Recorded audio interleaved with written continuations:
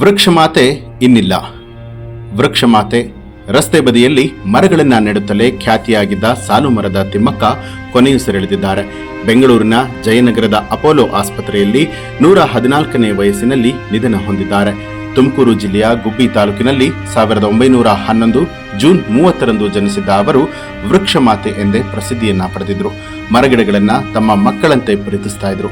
ತಿಮ್ಮಕ್ಕ ಅವರಿಗೆ 1995ರಲ್ಲಿ ರಾಷ್ಟ್ರೀಯ ಪೌರ ಪ್ರಶಸ್ತಿ, 1997ರಲ್ಲಿ ಇಂದಿರಾ ಪ್ರಿಯದರ್ಶಿನಿ ವೃಕ್ಷ ಮಿತ್ರ ಪ್ರಶಸ್ತಿ, ವೀರಚಕ್ರ ಪ್ರಶಸ್ತಿ, 1919ರಲ್ಲಿ ಪದ್ಮಶ್ರೀ ಪ್ರಶಸ್ತಿ, ರಾಜ್ಯೋತ್ಸವ ಪ್ರಶಸ್ತಿ, ನಾಡೋಜ ಪ್ರಶಸ್ತಿ ನೀಡಿ ಹಾಗೂ 2020ರಲ್ಲಿ ಕರ್ನಾಟಕ ಕೇಂದ್ರೀಯ ವಿದ್ಯಾಲಯದಿಂದ ಡಾಕ್ಟರೇಟ್ ಪದವಿಯನ್ನ ನೀಡಿ ಗೌರವಿಸಲಾಗಿದೆ.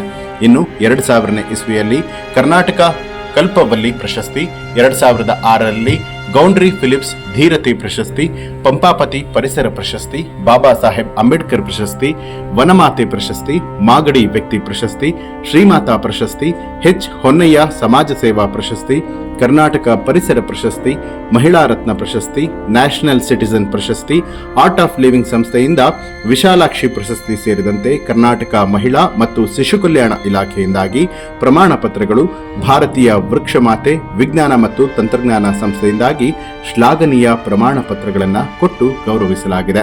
ಇಂದು ವೃಕ್ಷ ಮಾತೆ ನಮ್ಮನ್ನ ಅಗಲಿದ್ದಾರೆ.